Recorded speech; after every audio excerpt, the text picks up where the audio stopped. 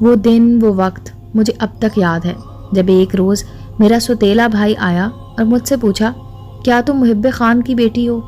ہاں، میں نے جواب دیا۔ اور تم کون ہو؟ میں تمہارا بھائی ہوں، اپنی ماں کو بلاؤ۔ ماں کچن میں تھی۔ امی، بھائی آیا ہے اور آپ کا پوچھ رہا ہے۔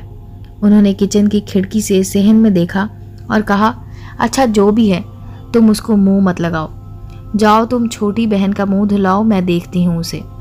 میں کمرے میں گئی جہاں میری 1.5 سالہ بہن قالین پر بیٹھی کھیل رہی تھی۔ اس کو لے کر واش روم چلی گئی۔ اتنے میں گولی چلنے کی آواز آئی۔ بھاگ کر باہر آئی تو امی کو صحن میں پڑی چارپائی پر گرا ہوا پایا۔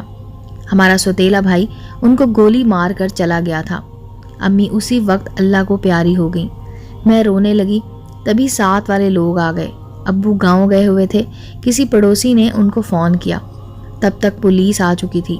خالہ کو بھی اطلاع ہو گئی، وہ اپنے شوہر کے ساتھ آ گئیں۔ امی کے جسد خاکی کو پوسٹ مارٹم کے لیے لے گئے۔ ہم کو والد نے خالہ کے سپرد کر دیا، وہ اپنے گھر لے آئیں۔ تبھی میں نے کسی عورت کو یہ کہتے سنا کہ جان بوجھ کر کسی کا گھر خراب کرنا اچھی بات نہیں، مگر شیزہ اور نویرہ نے شاید اس نقطے کو نہ سمجھا اور دونوں بہنوں نے ایسا جذباتی فیصلہ کر لیا کہ سوکنوں پر جا پڑیں۔ تب مجھے علم ہوا کہ امی اور خالہ نے اپنی والدہ کی مرضی کے خلاف پسند کی شادیاں کی تھیں، ایسے حضرات سے جو عمر میں ان سے کافی بڑے اور شادی شدہ تھے۔ امی اور خالہ 2 ہی بہنیں تھیں، دونوں خوبصورت تھیں، والد کے حیات نہ ہونے کے سبب بے خوف اور کچھ آزاد خیال ہو چکی تھیں۔ نامساعد حالات تھے، میٹرک کے بعد آگے نہ پڑھ سکیں تو سلائی کڑھائی کے اسکول میں داخلہ لے لیا۔ اس دوران ان کی ملاقات ایک دولت مند شخص سے ہو گئی۔ انہوں نے سلائی سینٹر سے گھر آتے ہوئے ایک روز اس شخص سے کار میں لفٹ لی تھی۔ اس شخص کا نام محب خان تھا۔ محب خان نے بڑی والی لڑکی کو پسند کر لیا۔ ایک روز شیزہ اور نویدہ اس ذمہ دار کو اپنی ماں سے ملوانے گھر لے آئیں۔ تب محب خان نے بیوہ خاتون سے اپنا مدعا بیان کر دیا کہ میں آپ کی بیٹی شیزہ سے شادی کرنا چاہتا ہوں۔ چونکہ عمر میں وہ شیزہ سے کافی بڑا تھا، لہٰذا خاتون نے یہ کہہ کر منع کر دیا کہ آپ شادی شدہ اور بال بچے دار ہیں، میں سوتن پر اپنی لڑکی نہیں دے سکتی۔ ماں کے انکار پر شیزہ نے بیوہ ماں کی دور اندیشی کو نظر انداز کر کے محب خان کے ساتھ شادی کر لی۔ اس شادی کو محب خان نے اپنے گھر والوں سے خفیہ رکھا۔ بڑی نے تو اپنی مرضی کر لی، اب بیوہ ماں کو اپنی چھوٹی بیٹی کی فکر ستانے لگی جو زیادہ خوبصورت اور ترار تھی۔ اس نے بھی اپنا جیون ساتھی ڈھونڈ لیا۔ یہ شخص محب خان کا دوست شبیر احمد تھا، وہ بھی دولت مند ذمہ دار تھا۔ نویدہ اور شیزہ جانتی تھیں کہ ان کی ماں اس رشتے کو بھی عمروں کے فرق کی وجہ سے ٹھکرا دیں گی، جبکہ دونوں کو ہی ایک آرام دہ زندگی گزارنے کی چاہ تھی اور ایک ایسا شوہر جس کے پاس دولت کی ریل پیل ہو۔ سو میری والدہ نے چھوٹی بہن کی حمایت کی اور سرپرست بن کر ان کا ساتھ دیا۔ یوں ماں کو بتائے بغیر خالہ نے بھی اپنی مرضی سے شادی کر لی۔ اب میں 10 برس کی ہو چکی تھی، لیکن اپنے والد کے رشتہ داروں اور سوتیلے بھائیوں اور بہنوں کو نہیں دیکھا تھا۔ انہوں نے اپنی دوسری شادی کے معاملے کو ابھی تک اپنے گھر والوں سے خفیہ ہی رکھا ہوا تھا۔ ہماری سوتیلی ماں جو گاؤں میں رہتی تھی، ہماری موجودگی سے لا علم تھی۔ ایسی باتیں کب تک چھپتی ہیں؟ تو میرے والد کے گھر والوں کو بھی علم ہو گیا کہ محب خان نے شہر میں دوسری شادی کر رکھی ہے۔ والد کی پہلی بیوی کو شوہر کی دوسری شادی کا از حد رنج ہوا۔ ماں کو رنجیدہ دیکھ کر بڑا بیٹا ایک روز جذبات میں آ گیا، غصے میں بھرا ہمارے گھر آیا اور پھر یہ المناک واقعہ ہوا کہ جس کو میں عمر بھر نہ بھلا سکوں گی۔ میں اور چھوٹی بہن خالہ کے گھر پرورش پانے لگے جو ہم سے بے حد محبت کرتی تھی۔ ان کی اپنی بھی ایک بیٹی تھی جس کا نام رجا تھا، وہ میری ہم عمر تھی۔ اس کے ساتھ کی وجہ سے بھی میرا دل بہل گیا۔ وقت گزرتا رہا، میں نے اور رجا نے میٹرک پاس کر لیا۔ اب ہم دونوں کا خالو سے یہی اصرار تھا کہ کالج جانا ہے اور آگے پڑھنا ہے، مگر خالو نہیں چاہتے تھے ہم کالج پڑھنے جائیں۔ وہ گاؤں میں رہتے تھے جبکہ لڑکیوں کا کالج شہر میں تھا۔ خالہ کے اصرار پر بالآخر انہوں نے ہم کو شہر کے کالج جانے کی اجازت دے دی۔ والد کبھی کبھار مجھ سے ملنے شہر آتے، مگر مجھے اپنے ساتھ گاؤں نہیں لے جاتے تھے، کیونکہ وہاں سوتیلی ماں اور ان کے بچے تھے جو مجھے قبول نہ کرتے تھے۔ خالہ اور خالو ہمارے ساتھ شہر آئے اور داخلہ کروا دیا۔ ہمارا روز شہر سے گاؤں آنا دشوار تھا، لہٰذا گرلز ہاسٹل میں رہنے لگی۔ یہاں آئے ہم کو بمشکل سال گزرا تھا کہ کہ خالو کا ہارٹ اٹیک سے انتقال ہو گیا۔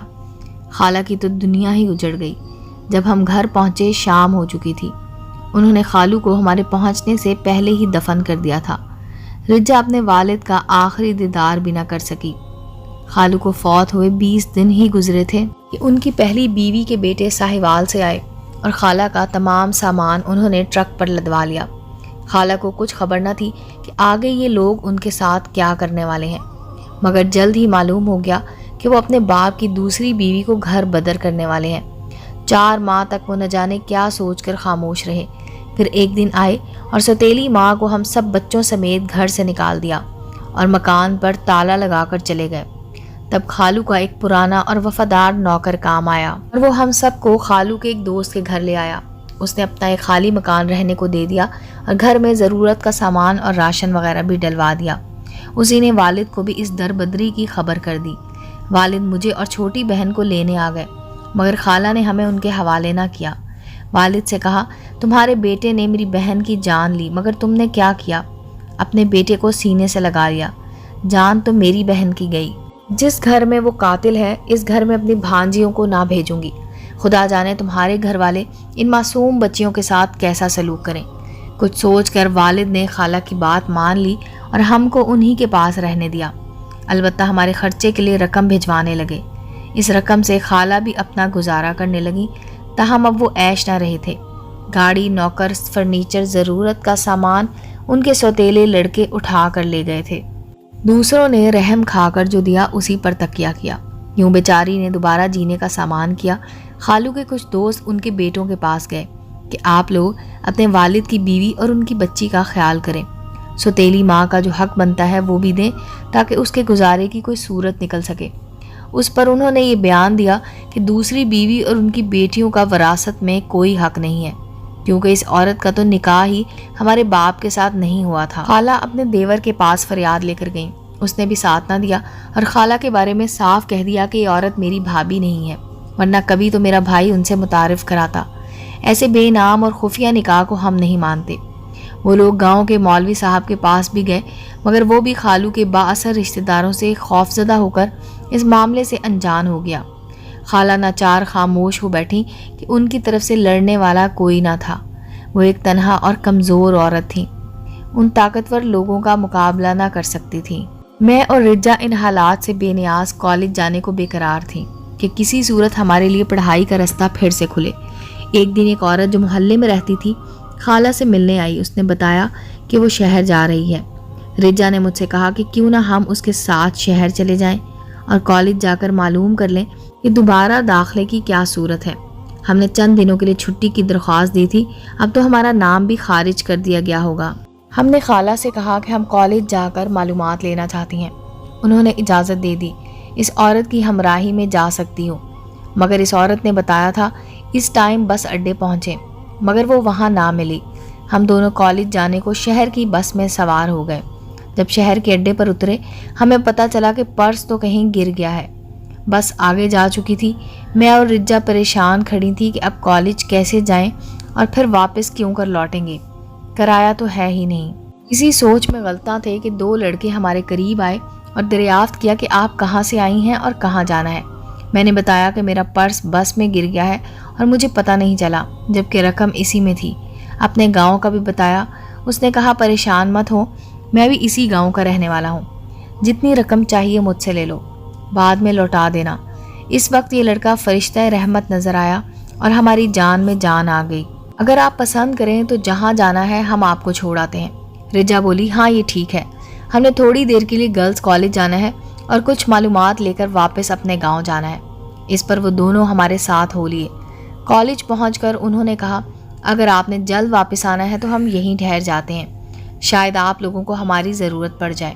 ٹھیک ہے، آپ کچھ دیر ٹھہریے، ہم ابھی آتی ہیں۔ ہم نے صرف کالج آفس سے معلومات لیں اور باہر آ گئیں تو ان کو سامنے کے ریسٹورنٹ کے باہر منتظر پایا۔ فوراً ہی وہ لڑکا جس نے اپنا نام مصور بتایا تھا ہماری طرف تیزی سے آیا، کہنے لگا چلیے ہم آپ کو بس اڈے پہنچا دیں اور ٹکٹ لے کر بس میں سوار کروا دیں۔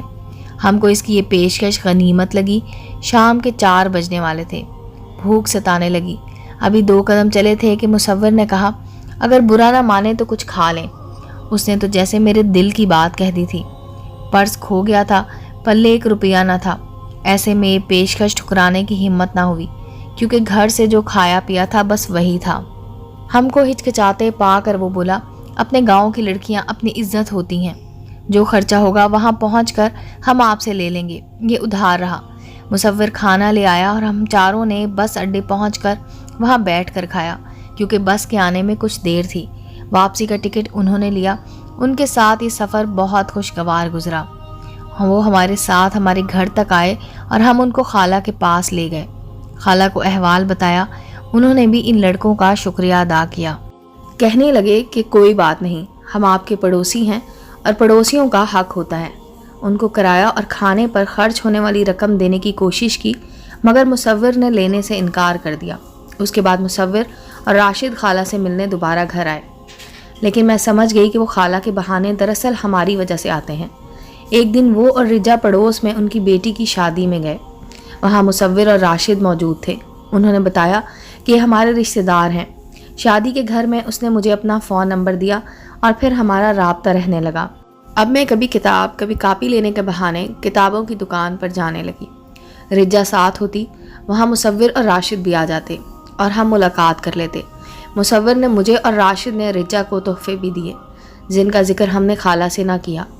ہم نے FA پرائیویٹ طالبات کے طور پر کرنا تھا، لہٰذا کبھی کبھی کالج جانا ہوتا۔ جب جانا ہوتا میں مصور کو فون پر بتا دیتی، تب وہ اڈے پر آ جاتا، ہمارے ساتھ کالج جاتا اور واپس آتا۔ مجھے اس کے ساتھ ہونے سے احساس ہوتا تھا۔ مصور اور راشد آپس میں کزن تھے۔ انہوں نے بتایا کہ دونوں کی منگنیاں ہو چکی ہیں۔ مصور نے مجھے یقین دلایا کہ وہ شادی مجھ سے ہی کرے گا، کیونکہ اس کو اپنی منگیتر پسند نہیں ہے۔ میں بھی اس کی باتوں میں آ گئی، جبکہ رجا کہتی تھی کہ ویسے ہی ہم سے دوستی رکھتے ہیں، شادی اپنی اپنی منگیتروں سے ہی کریں گے۔ مصور سے جب میں یہ بات کہتی، وہ قسمیں کھانے لگتا کہ یہ بات صحیح نہیں ہے۔ جو ہی ملازمت ملے گی وہ رشتہ کے لیے اپنی والدہ کو میری خالہ کے پاس لائے گا۔ خالہ کو بھی کسی طرح سنگن ہو گئی کہ میں مصور سے شادی کے خواب دیکھ رہی ہوں۔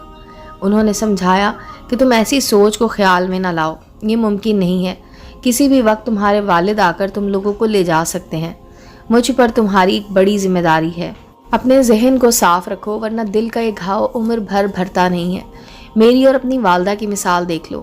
ہم نادان کچی عمر کی لڑکیوں پر کب یہ نصیحتیں اثر کرتی ہیں؟ نصیحت کرنے والا ہی زہر لگتا ہے۔ ایک دن مصور نے مجھے فون کیا کہ وہ ملازمت کے سلسلے میں شہر جا رہا ہے، بہتر ہے میں اس سے مل لوں۔ اس نے مجھے کتابوں کی دکان پر آنے کا کہا۔ جب میں وہاں گئی تو کہنے لگا 3 ماہ کے لیے جا رہا ہوں، بہتر ہے کہ ہم کچھ دیر کہیں بیٹھ کر بات کر لیں۔ وہ مجھے ندی کنارے لے گیا۔ ہم وہاں درخت کی چھاؤں تلے بیٹھ کر باتیں کر رہے تھے کہ اس کے 2 کزن وہاں سے گزرے۔ یہ اس کی منگیتر کے سگے بھائی تھے۔ انہوں نے پاس آ کر اس سے کچھ سوالات کیے۔ وہ بری طرح گھبرا گیا۔ اس وقت تو وہ چلے گئے، مگر بعد میں سخت باز پرس کی۔ اس نے ان سے کہا کہ یہ راشد کی دوست ہے، میری نہیں۔ وہ شہر جانے کی بجائے ہسپتال داخل ہو گیا۔ اس واقعے کے ہفتہ بعد اس کی کزن اپنی بہن کے ساتھ خالہ کے گھر آئی۔ مجھ سے پوچھا کیا تم میرے منگیتر کے ساتھ ملاقاتیں کرتی ہو اور تمہارا اس کے ساتھ کیا تعلق ہے؟ میں نے کہا کچھ نہیں، ہم رجسٹریشن نمبر لینے شہر کے کالج جا رہی تھی، وہ ہم کو اڈے پر مل گیا، وہ بھی اسی بس میں جا رہا تھا۔ ہمارا پرس کھو گیا تھا تو اس نے مدد کر دی، اس کے سوا ہمارا کوئی واسطہ اور تعلق نہیں ہے۔ وہ بولی میرے بھائیوں نے تو متعدد بار تم دونوں کو ساتھ دیکھا ہے، بہرحال اب خبردار ہو جاؤ اور اس کا خیال چھوڑ دو، ورنہ بہت پچھتاؤ گی۔ اس کی منگیتر نے یہاں تک ہی بس نہ کیا۔ ایک دن اس کی ماں بھی خالہ کے گھر آ گئی اور ان کو کہا کہ اپنی بھانجی کو سمجھا لو کہ مصور کا پیچھا چھوڑ دے، ورنہ اچھا نہ ہوگا۔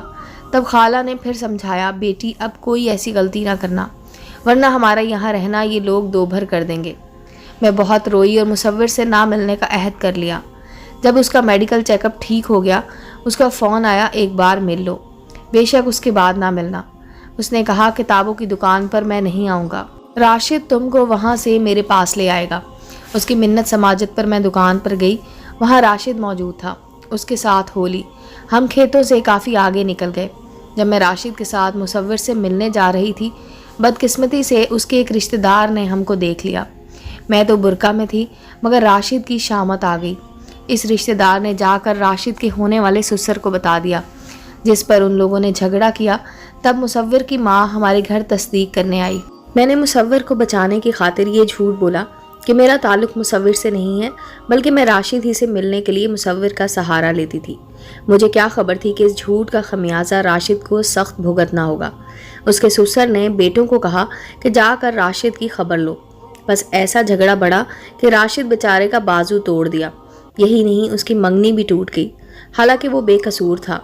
इस झगड़े से खौफजदा होकर मुसव्विर शहर चला गया और काफ़ी दिन गाँव ना लौटा। इन्हीं दिनों वालिद हमसे मिलने आए। खाला के हालात ऐसे थे कि वो हमको साथ ले जाने पर मिस्र हो गए और मैं छोटी बहन के हमरा मजबूर वालिद के गांव वाले घर आ गई, जहां मजबूरन हमें उनके घर वालों ने कबूल कर लिया, क्योंकि अब हम बड़ी हो गई थी और हमारी माँ भी ना रही थी। यहाँ मेरे लिए किसी शय की कमी ना थी। जहाँ जाना होता गाड़ी पर जाती, हर तरह का आराम था, मगर मैं उदास थी। सबसे बढ़कर ये कि वो सौतेला भाई जो मेरी माँ का कातिल था, हर वक्त मेरी आंखों के सामने फिरता था। मुझे उसे भाई कहना पड़ता और अदब से पेश आना पड़ता था। अब मैं अपने वालिद की गाड़ी में कॉलेज जाती। इस तरह मैंने प्राइवेट तालबा के तौर पर FA के पर्चे दिए, जबकि रिजा बेचारी ने मेरे आ जाने के बाद तालीम को खैर बात कह दिया। वो कॉलेज ना जा सकी और ना पर्चे दे सकी। सालाना इम्तिहान ख़त्म हो गए, रिज़ल्ट आया, मैं पास हो गई थी। इन्हीं दिनों मैंने खाला के पास जाने की ज़िद की तो अब्बू मुझे चंद दिनों के लिए उनके गांव ले गए, जहां खाला रहती थी। मुझे मुसव्विर की याद सताने लगी। कुरेद लग गई कि अब वो किस हाल में है, मुलाजमत मिली या नहीं। रिजा से पूछा, उसने टाल मटोल से काम लिया। एक रोज़ पता चला कि उसकी शादी है। तब रिजा ने कहा, मैंने तुमसे नहीं कहा था कि मुसव्विर का ख्याल छोड़ दो। तुमने उसकी खातिर ख्वामख्वाह बेचारे राशिद को मुसीबत में डाला। रिजा की शादी एक अच्छे घराने में हो गई। खाला भी उसके साथ चली गई। आखिरी उम्र में बेटी और दामाद ने सहारा दिया। उसकी किस्मत ने यावरी की। आज रिजा अपने बच्चों के साथ अच्छी ज़िंदगी गुजार रही है। वालिद ने मेरी छोटी बहन की शादी अपने कज़न के बेटे से कर दी है, मगर मैंने ददयाल में किसी रिश्ते को कबूल न किया, क्योंकि मैं इनको अपनी माँ का कातिल समझती हूँ। अब जब भी सुनती हूँ कि किसी लड़की ने शादीशुदा मर्द से शादी की है, किसी सौतन के होते पसंद की शादी कर ली है, तो मेरा दिल रोने लगता है। काश लड़कियाँ ऐसा कदम उठाने से पहले अपना इंजाम सोच लें। उम्मीद है दोस्तों स्टोरी अच्छी लगी होगी। चैनल को लाइक और सब्सक्राइब करें और बेल आइकॉन का बटन दबाना मत भूलें, ताकि हर नए आने वाली स्टोरी का नोटिफिकेशन आपको मिल सके। मिलते हैं अगली स्टोरी के साथ।